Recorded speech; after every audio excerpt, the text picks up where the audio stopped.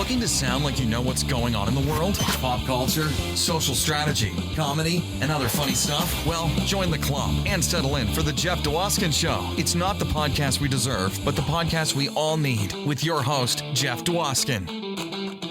All right, Robin. Thank you so much for that amazing introduction. You get the show going each and every week, and this week was no exception. Welcome, everybody, to episode 123 of Live from Detroit, the Jeff Dwoskin Show. As always, I am your host, Jeff Dwoskin. Great to have you back for another hilarious episode with my amazingly hilarious guest, Monica Piper. That's right, Monica Piper, Emmy Award-winning, Golden Globe-nominated comedy writer. Monica's written for Roseanne, Mad About You, Veronica's Closet, The Rugrats. Monica's had her own Showtime Network special, a critically acclaimed one-woman play, Not That Jewish, and so much more. We cover it all. I don't want to give it all away, but it's coming up in just a few minutes.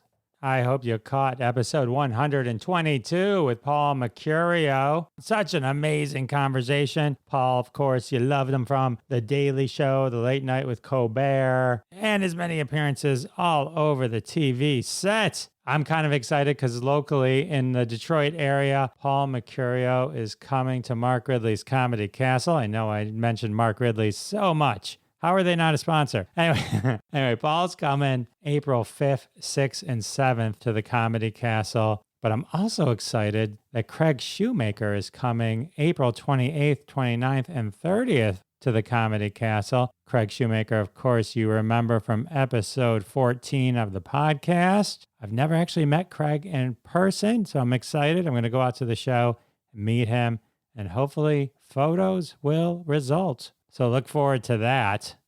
So quick story, follow-up to episode 110. Episode 110, I'm sure you recall, as the episode with Anson Williams, Potsy from Happy Days. And in that episode, we talked about, well, coincidentally, Robin Williams, and Monica's going to talk a little bit about Robin Williams in this episode. Very cool story. Anyway, back to Anson Williams for a second. So Anson Williams developed this product called Alert Drops, and part of the conversation was talking about how he discovered first you could bite a lemon and that would wake you up while you were driving, and that falling asleep while driving is one of the top killers in the United States or just in general. And, during the interview, he kept saying, oh, we're going to save lives. We're going to save lives. And so after a couple weeks ago, I actually get a text from my friend Sal, a traveling comedian, and he said he was driving, binging my show. Thank you for that. Came to the Anson Williams episode, heard about the lemons, realized he was sleepy, pulled over and bought some lemons to help him stay awake. I'm not saying I saved Sal, but I'm not saying it.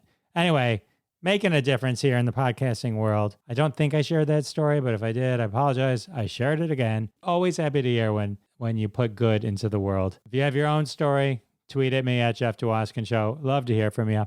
Monica Piper is coming up in just a minute. Prepare yourself for some amazing Roseanne impressions. Mitzi from the Comedy Store, Robin Williams, all coming up. Buckle up. But in the meantime, I do want to thank everyone for their support of the sponsors. When you support the sponsors, you're supporting us here at Live from Detroit, the Jeff Dwoskin Show. And that's how we keep the lights on. Today's interview sponsor, the Great American Food and Beverage Company, bringing you the greatest food and singing waiters and waitresses in the world. You got time? Then you got time for our planked feast. Maybe a barbecue turkey leg basket's up your alley. Maybe you feel like a delicious roast beef dinner, or a cold sandwich, or a hot sandwich. Ribs, how about ribs? We got ribs, we got chili. If it's made with meat, you can find it at the Great American Food and Beverage Company. Best food, best singing. And listening to live music while eating is clinically proven to help digestion. Located in the heart of Los Angeles, California. All right, well, I'm hungry and nostalgic now, but I think this is a great time to share the conversation I had with Monica Piper with you. You're going to love it. Enjoy.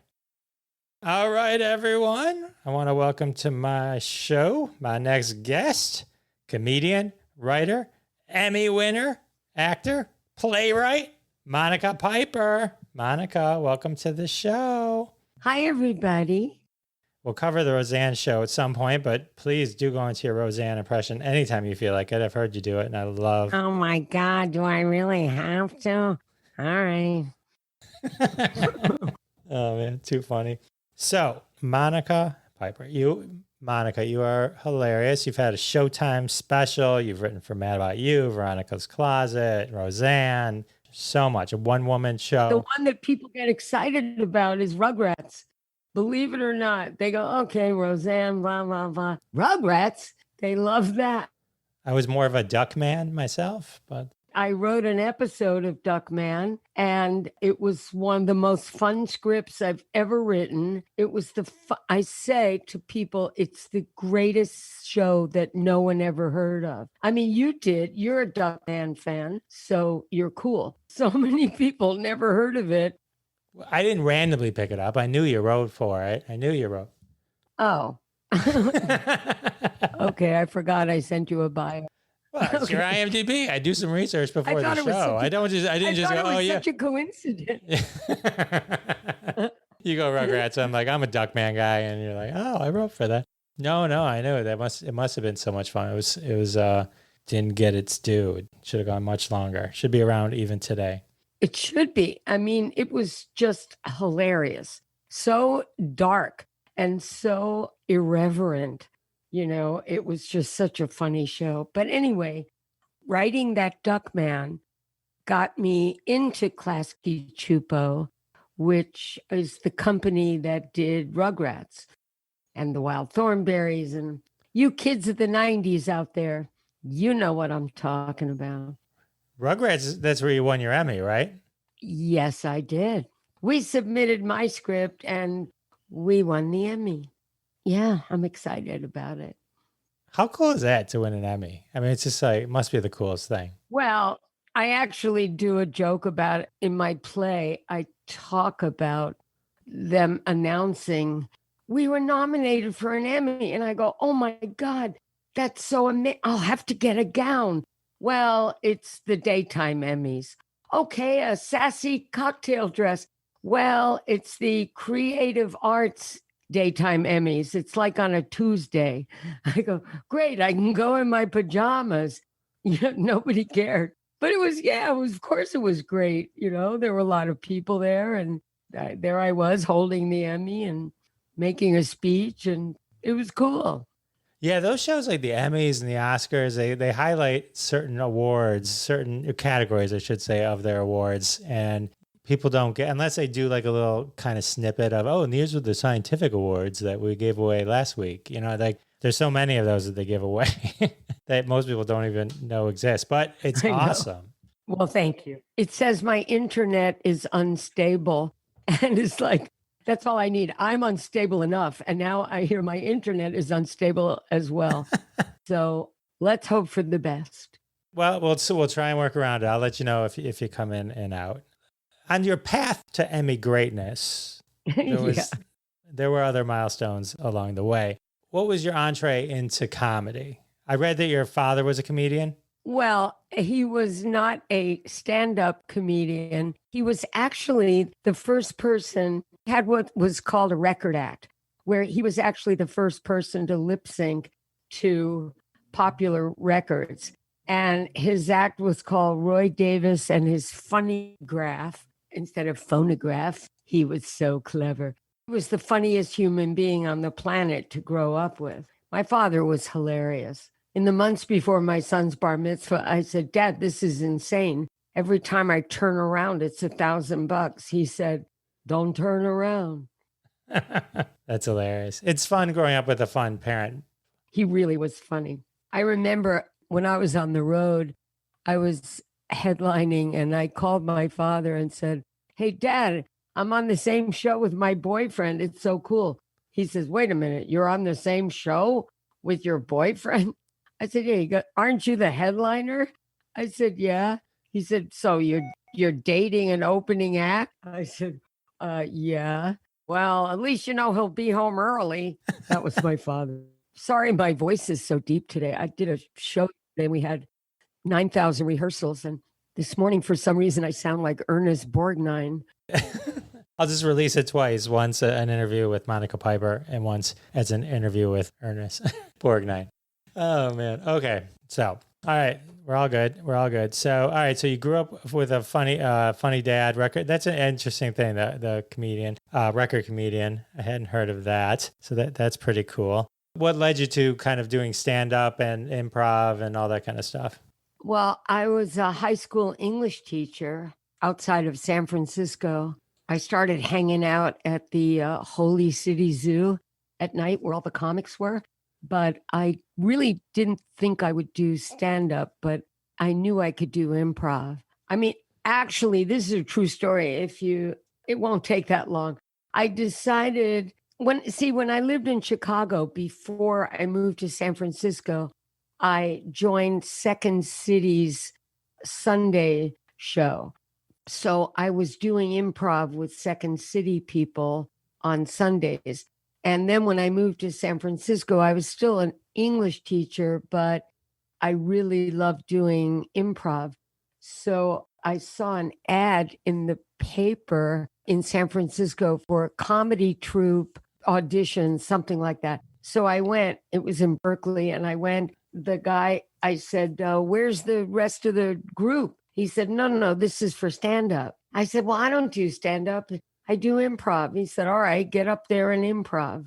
So I was by myself on a stage with no one to work off of. So I just started riffing, about the lights and the stage and the people. And he said, all right, that's funny. Go to the spaghetti factory. So I go to the spaghetti factory, and the other guy that they wanted me to do improv with was an unknown funny guy called Robin Williams. And I'm like, I didn't know. No one knew who he wasn't famous Robin yet. And he was hilarious and generous and a perfect improver, set me up. And anyway, he said, you're a very funny lady. Then he brought me into his improv group at the Holy City Zoo. So I did improv for 2 years at the Holy City Zoo with Robin and 4 other hilariously funny people. That's when I started watching all the comics. Dana Carvey, got really funny impressionist Jim Giovanni, Paula Poundstone. I mean, they were all just doing stand-up there. And that's when I caught the bug. I quit teaching the following year. I tell people I quit teaching because I couldn't handle the money and prestige. Anyway, and then I moved to LA, and, I was a singing waitress 3 nights a week at a place. And then I auditioned at the Comedy Store and got in, and that's how it started. You started an improv troupe and just happened to be in an improv troupe. Your opening improv experience happens to be with an unknown Robin Williams. That's absolutely... Yes. But we did have a few set pieces. We had a really funny song about, remember EST? Never mind. I'm sounding like a crazy old person. So we would rehearse at my house. We became good friends. Then he was immediately brought down to LA, and he was a regular on the Richard Pryor show. And then he got Mork and Mindy. And then he took off after that. Did you maintain friendship with him once he got super famous, or did you kind of... I cannot say I was in his close inner circle, but whenever we saw each other, he always gave me a huge warm welcome and a big hug. And he quoted some of the funny lines and that we did together. So it was always a good feeling. Do you have some good photos kind of in the scrapbook from that time? I have fabulous photos. Sometimes like those amazing things happen in your lives, and at the time, cameras aren't like today where you just have them. I was just curious if that moment in time you have captured yourself. I will send them to you. They're really great photos of that time. You'll be amazed at how young he looks. I memean, he was so young. All right. Now, I do not want to gloss over you being a singing waitress. Yeah. It was a restaurant. It was called the Great American Food and Beverage Company. And the guy that owned there were 3 of them, where all the waiters and waitresses entertained. And a lot of great people came out of there. Katie Seagal. Yeah. Yeah, she's amazing. She was a singing waitress there. And Michael Winslow that does sound Sure. effects, From Police Academy movies. all the Police Academy Yeah. movies. So he would do, we would do our shtick, but, and I sang, but it was there late at night. I would sit on top of the piano and try out jokes.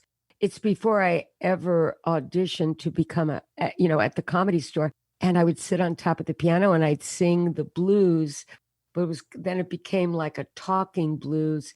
And I would try out all the jokes that I'd written that day. So I was really lucky. I mean, a lot of comedians don't have a place to bomb before they get good. And so I had this great place where I could bomb. If a joke didn't work, I could go right back into singing the song. Or anyway, so that's where I got my first 5 minutes. And I auditioned at the Comedy Store.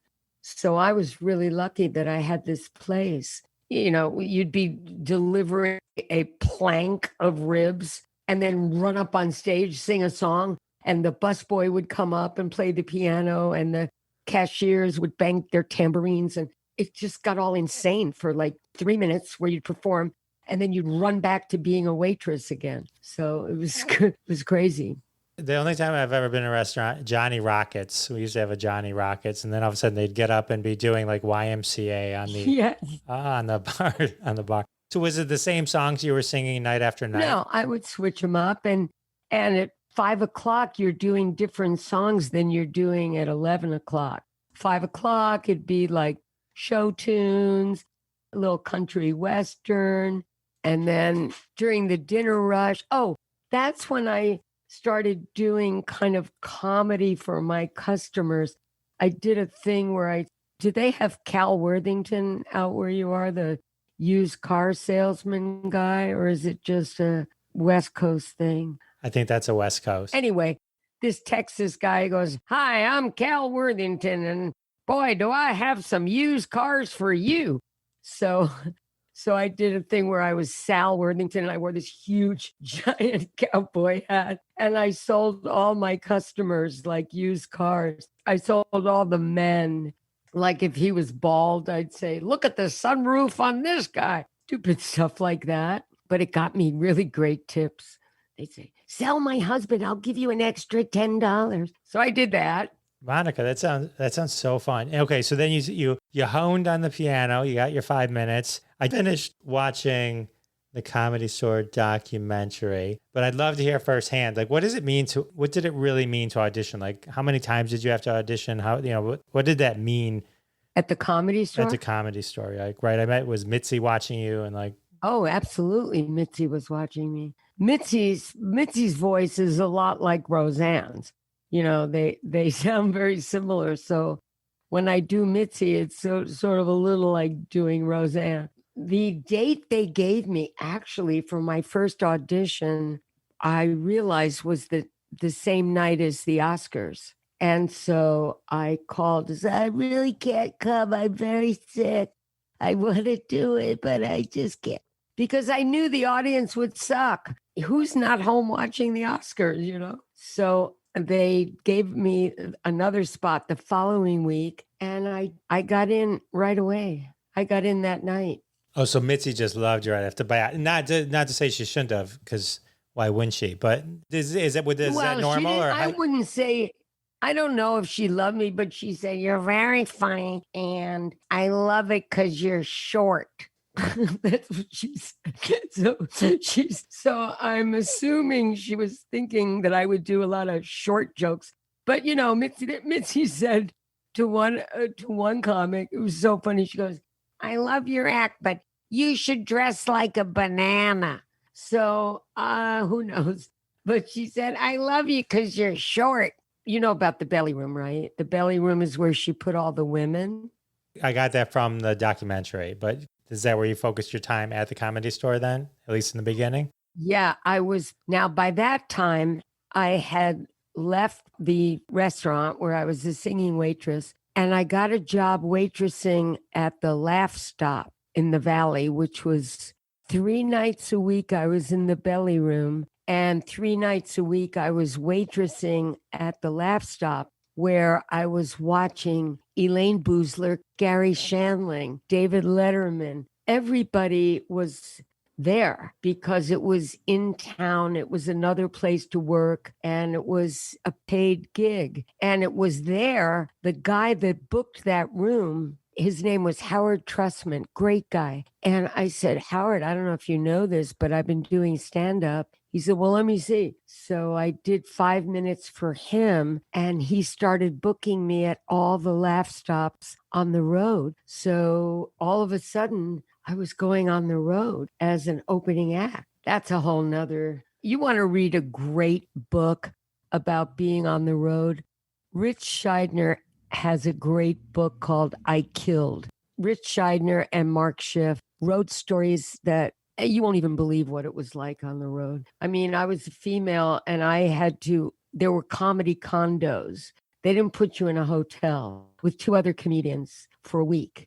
As a female, and there were only 2 bedrooms, one for the headliner and one for the other 2 comics. So, they had to decide, all right, does the woman get the bedroom? Or only one headliner in the history of all this gave up his bedroom, and that was Larry Miller. Great guy. Love Larry Miller. He's hilarious. He's hilarious. And if you really want to know how hilarious he is, you got to see him walk around the apartment in his boxer shorts, because that was funny enough. No, he's a great guy and really funny. The book you mentioned, I Killed. I had Rich was on the show. We talked a little bit about that. And he's touring now. He's doing a whole history of comedy. I am going to his show, The History of Stand-Up Comedy. It goes from the Civil War to the present. I can't wait to see it. He's great. I've worked with him, and he's such a great guy and so funny. So funny. So funny. So when you were working the Comedy Store and then the Laugh Stop, was the Comedy Store, I was trying to get a feel from the documentary and just understanding, if you worked at the Comedy Store, did you not work at the Improv? Was there certain places if you, that was your home club? Because Letterman was very much in the Comedy Store documentary that you mentioned, you watched at the Laugh Stop. Were there certain places where if that was your home club, you didn't do the other one? Well, Mitzi said that. She said, if you're going to work here, you can't work there. And a lot of comedians started complaining, but you really kind of did draw the line. And after I had been on the road and went from a opening act to a middle act, and by the time I was just starting to headline, I switched over to the Improv. I just felt it was more my audience. I don't know. I just felt more comfortable in that room. Oh, so then you switched over to the Improv. Okay. So you left the Comedy Store. I did leave the Comedy Store, but now I recently, or last year, I don't know if you know, Carol Montgomery she created this thing called Women of a Certain Age Comedy. It's so successful. It started out just women, I guess, 50 and over comics. Can't believe how many there are. And they're so funny. And Carol knows them all. So she started doing that. And then she came out to LA and put some together out here. And I've done 3 of them, and it was a blast. But anyway, now she's done 2 Showtime specials. Actually 3. She just taped the 3rd one of Women of a Certain Age. I have no idea why I brought that up. Something you said made me think of it. You wanted to mention her Showtime special, so I could pivot right into the fact that you had a Showtime special. Oh, well, that wasn't it, but... But yet here we are. I know. That was my hook. My hook for the longest time was, no, Monica, just you. Because things happen to me in real life that, honest to God, do not happen to other people. And so that kind of became my hook, and that was the name of the special, and it was great. It was a lot of fun. Won an award, didn't it? Ace Award? It did. An Ace Cable Award. Yes, it did. You just got, you got a whole shelf. You got a shelf, Ace and Emmy. You're like, did you get to dress up for the Ace Awards, or was it still a pajama thing like the Emmy win? I don't think, no, it was actually, I think they were in New York, and I didn't go. So what things just happened to you? What would be an example? Oh, of things that don't happen to anyone else? Well, right. No, Monica, just you. Well, during the pandemic, a couple of things happened. One, I had a temporary tooth in my mouth, and I was set to have the actual crown put in. And so, it got really loose. And so I took it out and put it on my dresser. And that night at 3:00 in the morning, the ceiling of my bedroom collapsed and fell down for real. And the workers were coming. It was horrifying, by the way, but I wasn't hurt. It was on the other side of my bedroom, but it was insane. So I figured, well, the least I can do is put my tooth in for these guys because it showed. And I went to find the tooth and it had gotten knocked over and I couldn't find the tooth anywhere. And then I figured, oh, it fell into my purse. And so I opened my purse to find the tooth, but I had a bag of peanuts in my purse, which opened. And so there were 1,000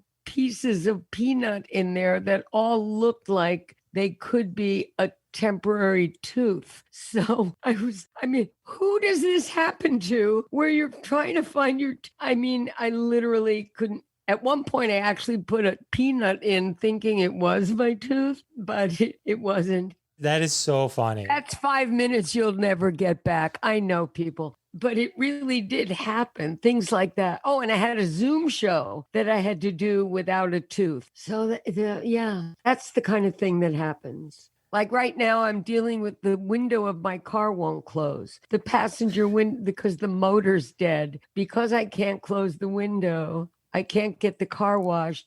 And I have to take it in to get fixed, but I'm avoiding it because it's electrical and I blink and it's $1,000. So don't blink. Don't blink. Sort of a callback to your other joke. Okay, so it was a great callback to my father. With my teeth, I had to stop biting on it. I can't eat hard candy anymore or taffy. Hard candy? What do you? I'll just crack a tooth. I love eating hard candy, and I love specifically. I had to stop, which I love doing. You know, when you eat popcorn and like the seeds at the bottom, I love for some reason just biting on those. I don't know why. You know, when they're warm and you can like get a good like bite into them. I just those days are gone for you, Jeff. I split a tooth and that was it, and then taffy will pull all my fillings out. It's I feel that's why I can't eat jujubes anymore. Yeah, there's certain candies I can't eat because my fillings will go right out. I know. It's crazy. Fascinating conversation. These are like the little things that someone out there, we're going to help someone. Someone will be like, I'm not alone. Someone will be like, I'm not alone. This is. Oh, good. So I thought I was alone until you started telling your story. And I'm like, oh, there's others. There's others. Everyone out there, don't be afraid. So when you started doing comedy, you at some point you changed your name to Monica Piper. You started as May Lee Davis. Yes, this is all in my play. It ran off Broadway for 200 performances. It's very autobiographical, and it's my parents named me May after my father's sister who had died young, but my mother thought it needed another syllable. I have no idea why. So she added a Lee. So I was May Lee Davis, but everyone throughout my life said, "Are you Chinese? Are you Chinese?" I went, "Do I look Chinese?" And then Davis threw everybody off with May Lee because it was like I was an Asian country Western singer. And people called me Manly. And then literally on a marquee at a comedy club, it said Mary Lee Davis because the guy couldn't fathom that wasn't a typo. He assumed it had to be Mary Lee. So I just said, nah. Now I kind of wish I still had it. Now I think it's a great name. So literally one day I was walking on Santa Monica Pier and I looked up and said, wow. All I have to do is add a P to Pier, and that's my name. So I did. Santa Monica Pier became Monica Piper. That's it. There you go. And my father changed his name. My father's real name was David Poss, but he changed his name for show business. So his name was Roy Davis. So we don't know where the fuck we're from. Sorry. So this is a true story. And my son is Jake Piper. So when he was in middle school, he wanted to quit the science club. And I said, no, you can't. Pipers don't quit. And he said, Mom, there's no such thing as Piper. You made it up. I said, all right, fine. Davises don't quit. Mom, there's no such thing as Davis. Papa made it up. I said, fine. Passes don't quit. He said, there's no such thing as Pas. That's the name they gave great grandpa on Ellis Island. And I just said, oh, screw it. I quit.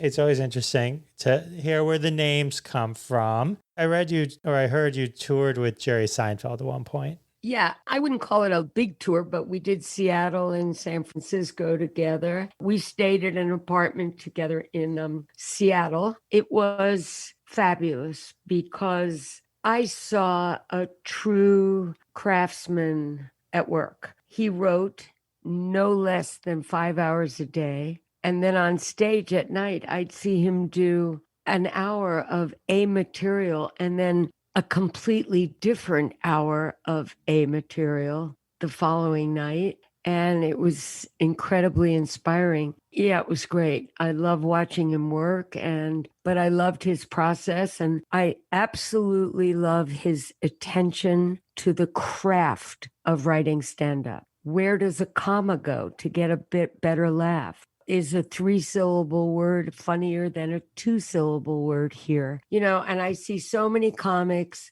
who get up, and some of them are so great at riffing. They can just riff and be funny, but I see a rambling story, no real sense of timing or the craft, or they'll say, 100 times, hey, and then, this happened, and then, and I'm going, did you actually write, in there?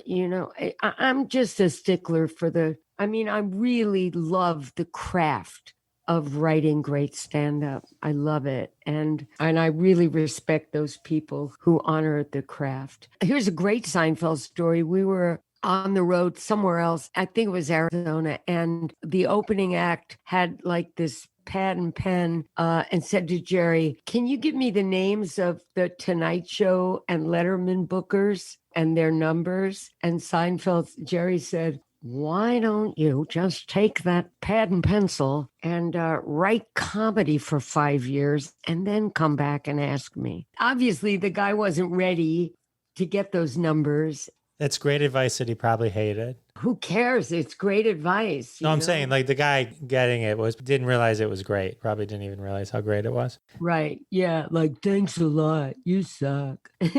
What, Jerry? You won't share the secrets? And I'm not going to share. You did it better than I did. I don't know. I sounded like George Burns or something.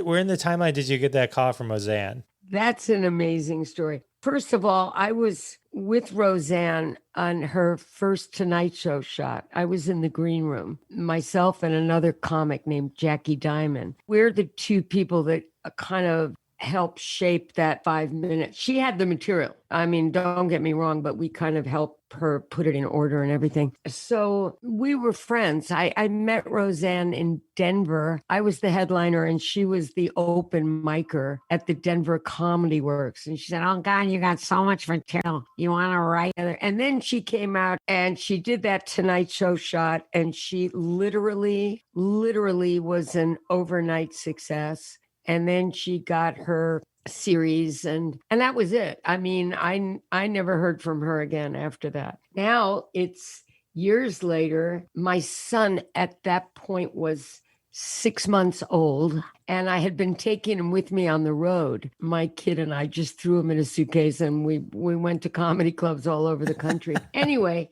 so we're home from a road gig and I get this call. Hi, Monica, it's Roseanne.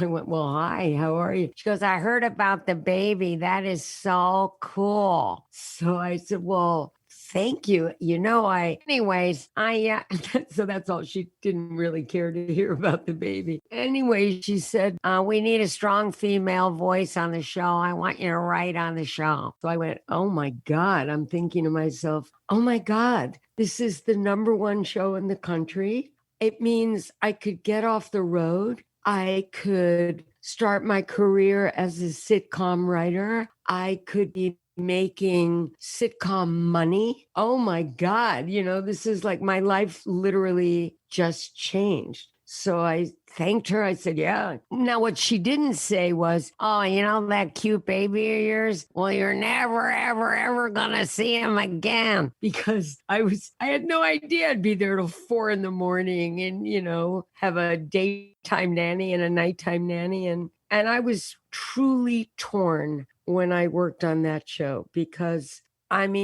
what's a greater high than pitching a joke that gets into the script and the other writers are laughing at your joke. And my agent is, having daily orgasms because I'm on this show. And the other part of me was utterly miserable because I wasn't seeing my baby. The show, Roseanne was shot in the Valley and I lived in Santa Monica. And I didn't want the nanny to have to keep driving in bumper to bumper traffic just so I could see him for 15 minutes. It was horrible because, there were other people on the staff who had kids, but I was a single mom and they had wives or husbands. And so it wasn't the same thing. And my agent said, whatever you do, you can't quit. You can get fired from Roseanne. That's cool.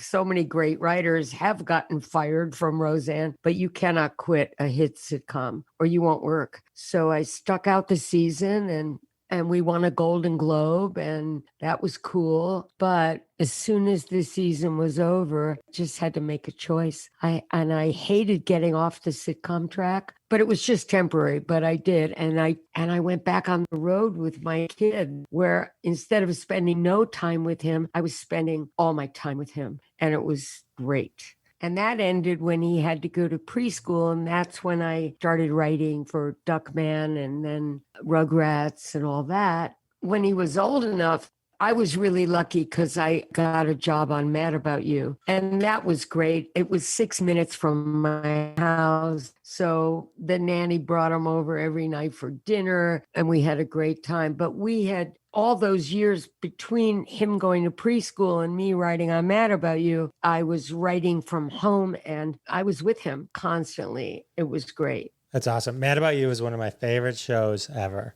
Love that show. One of my absolute favorite shows. I knew that voice. I actually wrote a spec script for Mad About You while I had an overall deal at Klasky Csupo where I was writing for Rugrats and the Wild Thornberrys, going back and forth between those. And that's when my agent sent my Mad About You to Mad About You. And you're never supposed to do that. Never send that show to the show. Do you know what I mean? Because they're very critical. Oh, this outsider thinks they can write for Mad About You when I'm here running Mad About You. But in that particular case, they really liked the script. So that was one of the greatest phone calls I ever got in my life. I went in for a meeting with Vic Levin, who was running the show. On the way back to Klasky Csupo after the meeting, on my way to Rugrats and Wild Thornberrys, my agent called and said, "You got it." It was great. That is awesome. That is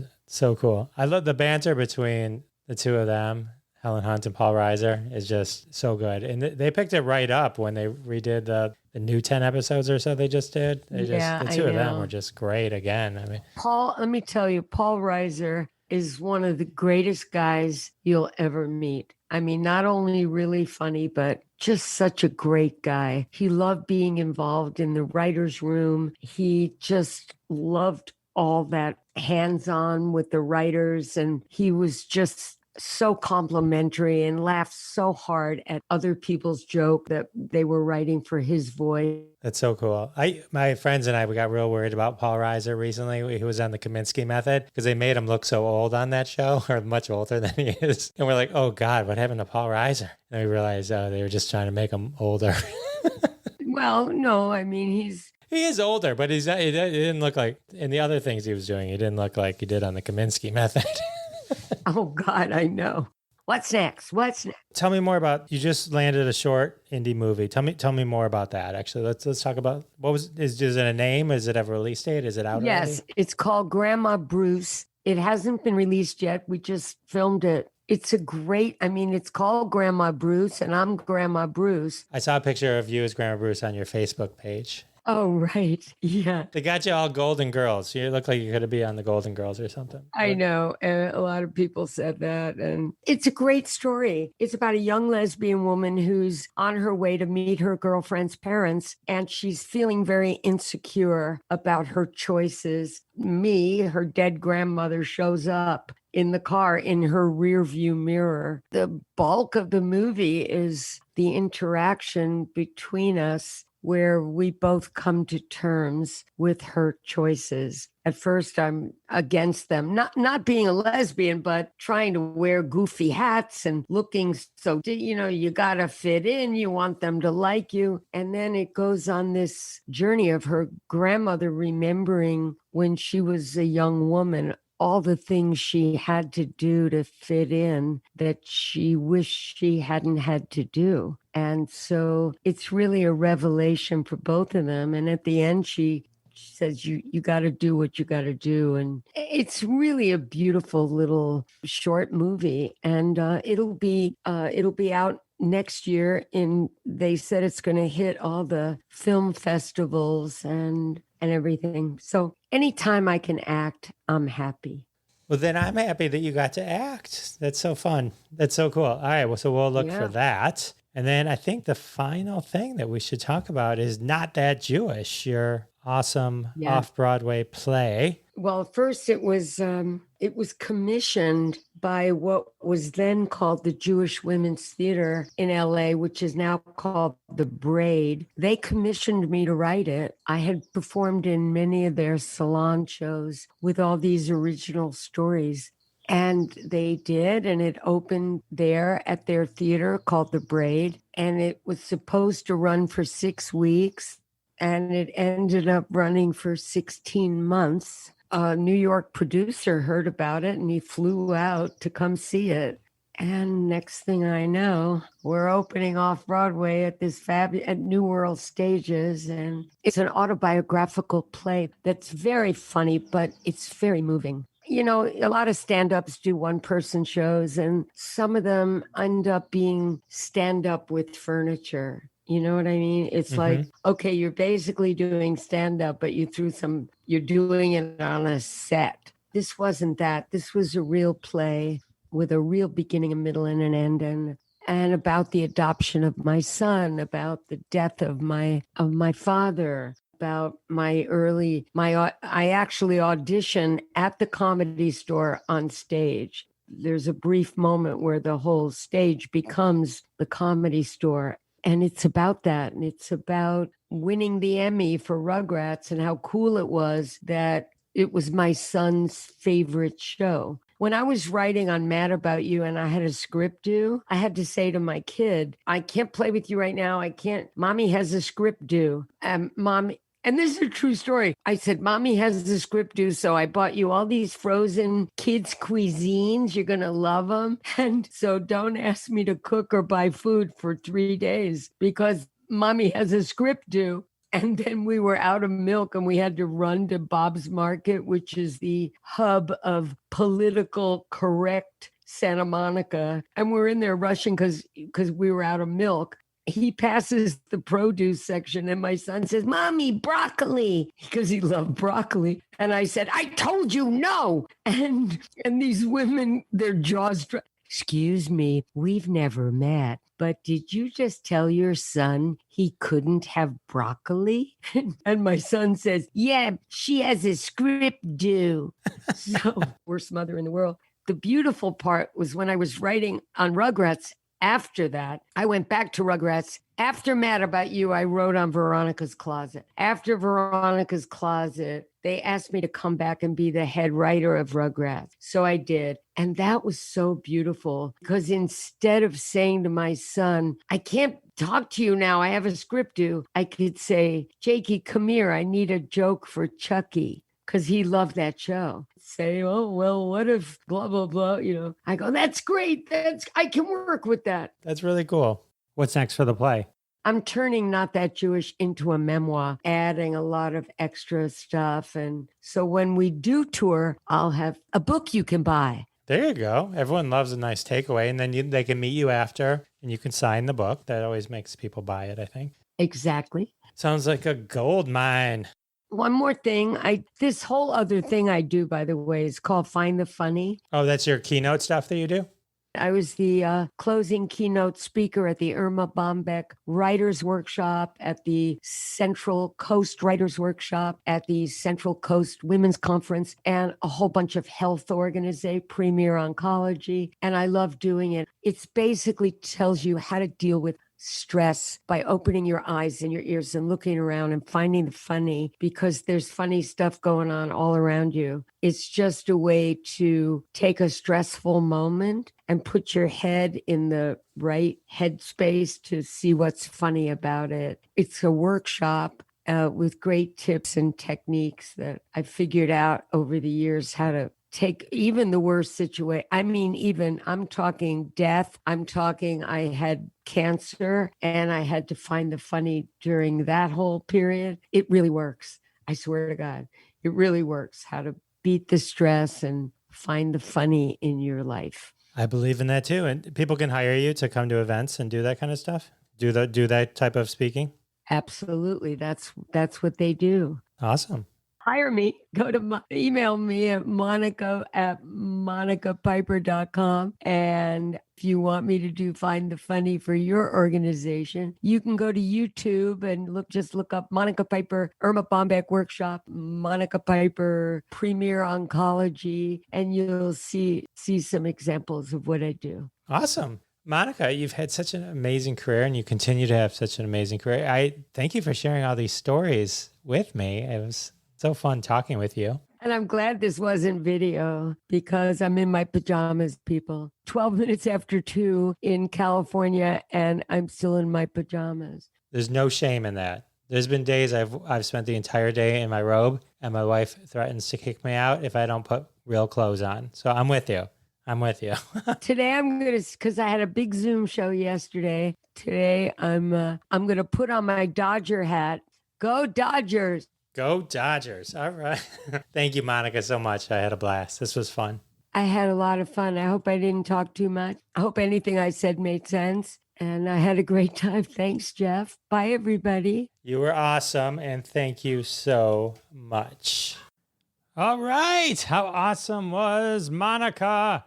Do not hesitate to hire her for your next corporate event. Well, with the interview over, can only mean one thing. That's right. It's time for another trending hashtag from the family of hashtags at hashtag Roundup. Follow us on Twitter at hashtag Roundup. Download the free hashtag Roundup app. Always free, doesn't cost a penny, at the Google Play Store or iTunes App Store. Download the app, get notified every time a hashtag game begins. Tweet along with us, and one day one of your tweets may show up on a future episode of Live from Detroit, The Jeff Dwoskin Show. Fame and fortune await you. Today's hashtag fake nutrition facts. Of course, inspired by the hilarious story of Monica and the broccoli from the interview. That story wasn't exactly about nutrition, but it was about foregoing healthy food for a while in lieu of frozen food. This one felt fun and close.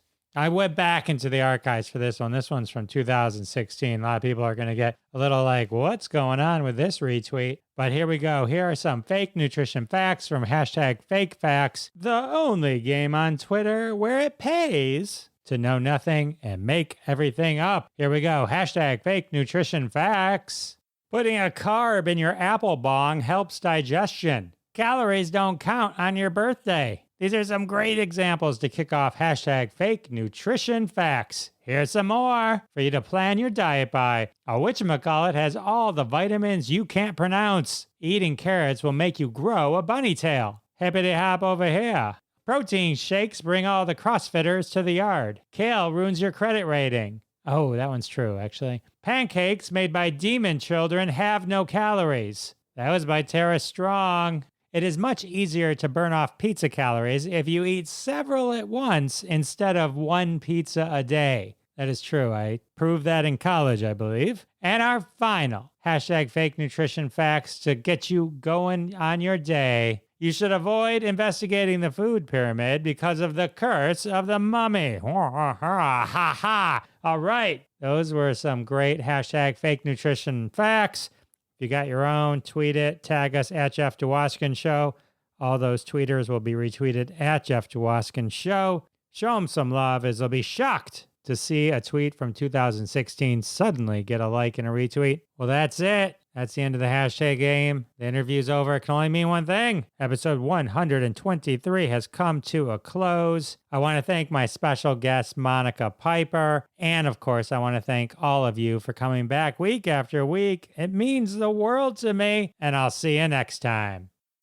Thanks so much for listening to this episode of The Jeff Dwoskin Show with your host, Jeff Dwoskin. Now go repeat everything you heard and sound like a genius. Catch us online at thejeffdwoskinshow.com or follow us on Twitter at Jeff Dwoskin Show. And we'll see you next time.